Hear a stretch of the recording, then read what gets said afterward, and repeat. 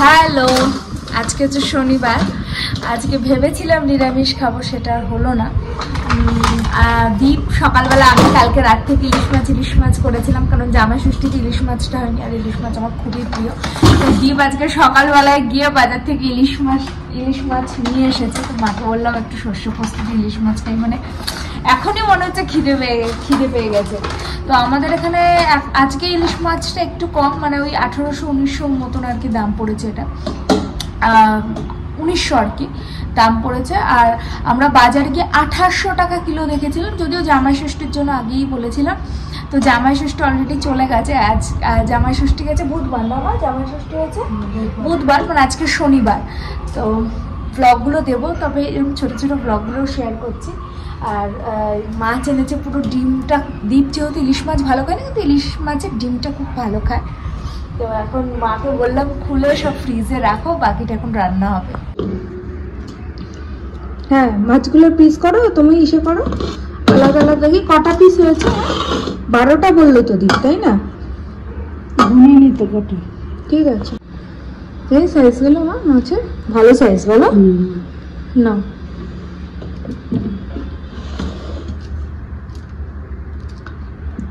মাছগুলো দেখেই মনে হচ্ছে ডিম হয়েছে। বল দীপ, কটা রাখবো? রাখো না।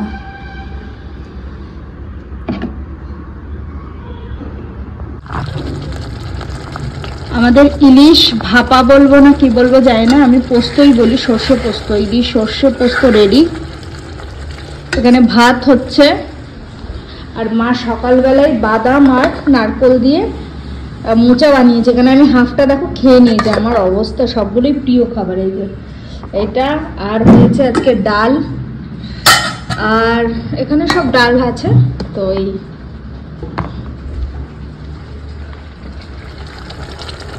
রান্না রেডি। আমার ইলিশ মাছ রেডি। এখানে একটা মাছ তুলে রেখেছি আগের থেকে আর কি, বাটি বাটি করে। তাও ভাবলাম তোমাদের সাথে শেয়ার করি। মাছটা এত আচ্ছা, এইটা হচ্ছে দীপনের লাঞ্চের থালা। এটা হচ্ছে মাটন, মাছ দেবো, ইলিশ মাছ, আর মা মোচা করেছিল, আর তার সাথে ভাত। এই যে মোচা দিয়ে এবার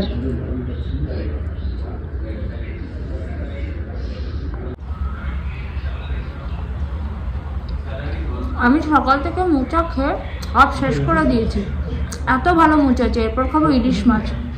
আর অনেকেই ভাবছি আমি এইভাবে কেন খাচ্ছি, আমি হাতে নিয়ে অ্যাকচুয়ালি খাই। খেয়ে এবার আমি স্নানে যাব। তো এই নাইটিটাও আমি কেচে দেবো জলে, কোনো প্রবলেম নেই। জানি এইভাবে খেতে নেই, কিন্তু ভিডিওটা করছি বলে এইভাবে খাচ্ছি। দারুণ করেছে মা, মোচাটা এত ভালো করে না। এরপর ইলিশ মাছটা খেয়ে বলবো কেমন, মানে এই বছরেই প্রথম ইলিশ মাছ খাবো। তো ইলিশ মাছটা খেতে দুর্দান্ত।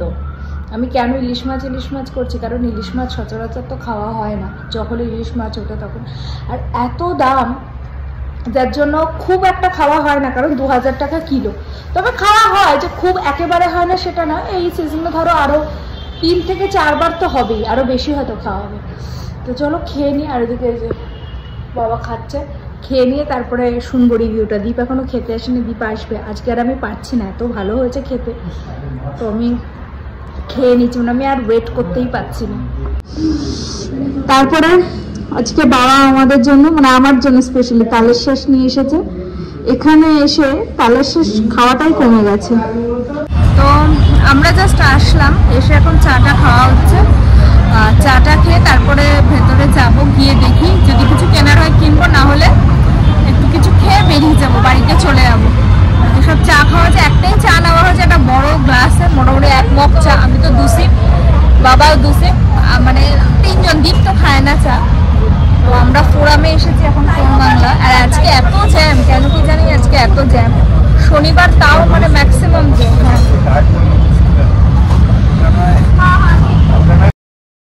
আর এইদিকে দেখো দীপের সাথে আমার মা আর বাবা যে গল্প জুড়ে দিয়েছে। এটাই হয়, যখনই কোথাও দীপ যায় ব্যাস তখন আমাকে ভুলেই যায়। তবে এটা সবসময় যে আমার রাগ হয় সেটা না, কখনো কখনো ভালোই লাগে। যাই হোক, বাবা মার ভালোবাসাটা তো ভাগ হয়ে গেছে বলো, সেটা আমার বাবা মার ক্ষেত্রে না, ওর বাবা মার ক্ষেত্রে তো ঠিক আছে। তারপর আমরা আবার চলে গেছিলাম, ভাবলাম আরেকটু কিছু খেয়ে নিই, তো আরেকটু স্ন্যাক্স খেয়েছিলাম KFC থেকে, খেয়ে তারপর সেখান থেকে আমরা বেরোলাম। আর এত ভিড় হয়েছিল, শনিবার ছিল, ছুটির দিন, তো ভীষণ ভিড় হয়েছিল। তো এখন রাত্রি 12:10 বাজে, আমরা বাড়িতে এসেছি অনেকক্ষণ। আমি স্নান করেছি বাড়িতে এসে, মানে শ্যাম্পু করেছি 11টার সময়। এখন 12:10 বাজে, মা বাবার ডিনার হয়ে গেছে, তারা বেশি কিছু ডিনার করেনি। আমি এখন স্নান করে নিলে না, কালকে আর মানে শ্যাম্পু করার আমার আর হেডেকটাই থাকে না। নাহলে মানে কি হয়, এখন রাতে স্নান করতে করতে বা রাত্রেবেলায় শ্যাম্পু করতে করতে না খুব বাজে অভ্যাসে দাঁড়িয়ে গেছে। ওই জন্য ভাবলাম রাতেই শ্যাম্পুটা করে নিই। কালকে ইচ্ছা আছে পুজো দিতে যাব, জানি না কতটা হবে। তো সবটাই ভগবানের উপর নির্ভর করছে, ঠাকুর যদি চায় তবেই কালকে পুজো দিতে যেতে পারবো, তো ইচ্ছে আছে। তাই আজকে যাওয়ার কথা ছিল, কিন্তু শেষ মুহূর্তে আর হয়নি। আর এদিকে দীপ বসে আছে। আর কালকে সকালের প্রিপারেশনও করে রাখলাম, কালকে হবে লুচি ছোলার ডাল। তা মাকে বললাম এখনই ছোলার ডালটা বানিয়ে রাখি, তাহলে মায়ের কষ্টটা একটু কম হবে। আর কালকে সকালে লুচি হবে, ছোলার ডালটা করে রেখে দেবো, ফ্রিজে আর রাখবো না, কারণ এখানে নষ্ট হওয়ার কোনো ব্যাপার নেই। মানে রাত্রেবেলা রাখলে সেটা সকালে আর নষ্ট হওয়ার ব্যাপার নেই। তো খানিক মানে 12টা বেজে গেছে, ধরো 8টার সময় সব ব্রেকফাস্ট করে, তো বেশিক্ষণ আর নেই। আর লুচিটা কালকে হবে। এই যে মা এখন কাজ করছে। কি গো, কেমন ঘুরলে? খুব ভালো ঘুরলাম, খুব ভালো ঘুরলাম। এটা কেমন দাম্ভিক, এটা কেমন গম্ভীর গলা, কিন্তু আমার মা এতটাও গম্ভীর না। তো এই যে কি বলো, খুব ভালো ঘুরেছি। আচ্ছা, ভালো ঘুরেছ? তো ঘুরতে যাচ্ছি। হ্যাঁ, ছুটির দিন আছে। দাঁড়াও আগে ডিনারটা করে নি। আর মাকে বলেছি মা আজকে একটু ময়দা রুটি করে দেবো। পিওর ময়াম ছাড়া ময়দা রুটি আমার খেতে খুব ভালো লাগে। আমরা আটা রুটি খাই, কিন্তু মা আছে বলে মাকে একটু আবদার করলাম। তাই দেখো মা 12টার সময় ময়দা রুটি করে দিচ্ছে। আর নারকোল দিয়ে ছোলার ডাল হচ্ছে, কিশমিশটা ছিল না বলে আর দিতে পারিনি। তো চলো ডিনারটা করে নিই, তারপরে বাবার মুখে শুনবো যে বাবার কেমন লাগলো ওভারঅল এই কয়দিনে, কেমন কি ঘুরে কেমন বাবাদের মানে ভালো লাগলো কিনা, কতটা ভালো লাগলো। কারণ এর আগের বার বাবা মারা জাস্ট একদিন, মানে আজকে রাতে এসেছে, কালকের দিনটা ছিল, তার পরের দিন সকালবেলায় বেরিয়ে গেছিল। তো এবার এসে তো প্রপার ঘোরাতে চেষ্টা করছি যতটা সম্ভব আমার আর দীপের পক্ষ থেকে। তো চলো আগে ডিনারটা করি, তারপর বাবার কাছে শুনবো। মাকে শুনে, মা তো কাজ করছে, তো মারও তখন কাজটা হয়ে যাবে, তারপর তোমাদের সাথে আবার আসছি। তো এখন বাজে হচ্ছে 12:40, ডিনার হয়ে গেছে। তো বাবা মার কাছে এখন জিজ্ঞাসা করবো যে ওদের আর কি কেমন আর কি লেগেছে, আর এখানে কি করে সময় চলে গেছে ওরা নাকি বুঝতেই পারছে না। সত্যি আমরাও বুঝতে পারি না। তো বাড়ি থাকলে আমার মা 11টায় ঘুমিয়ে যায়, কিন্তু এখানে 12:40 বাজে, এখনো মা জেগে আছে, এখন একটু ফোন নিয়ে ঘাটাঘাটি করবে। চলো আর কথা বাড়াবো না, ওদের কাছে এবার জিজ্ঞাসা করি।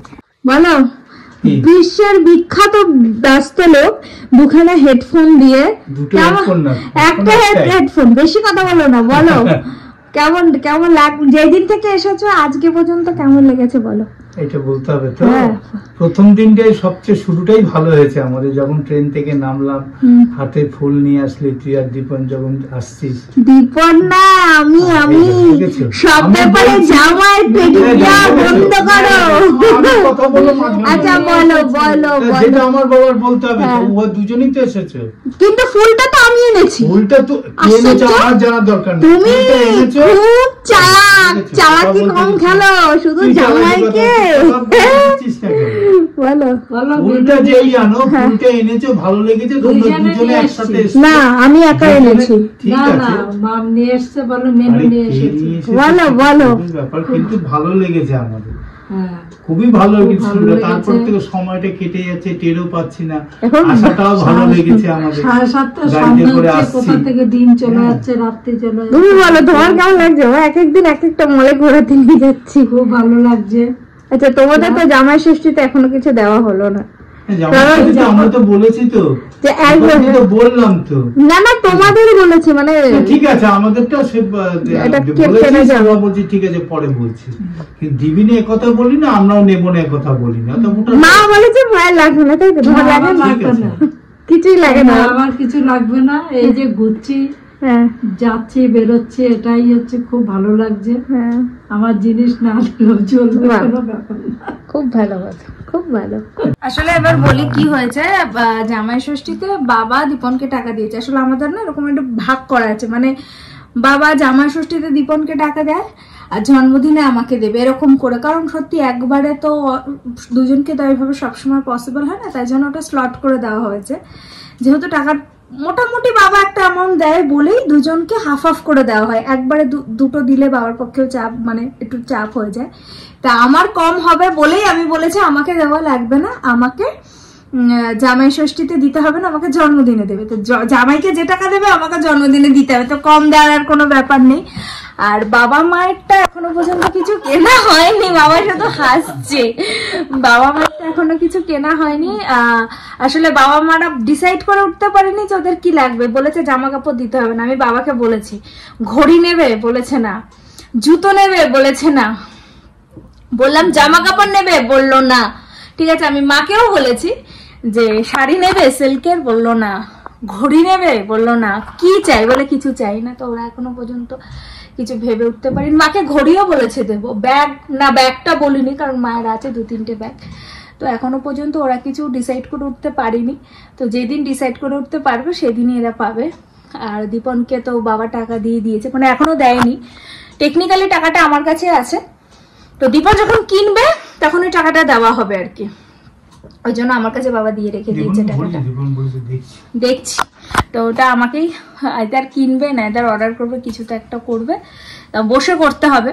তো এখন দেখা যাক কবে কি হয়। আর আমার তো আবার সামনের মাসেই আসছে, আজকে জুন মাস 15 তারিখ, আজকে আমার আবার জুলাই মাসে আছে, ঠিক 1 মাস পর, 1 মাসও বাকি নেই আর।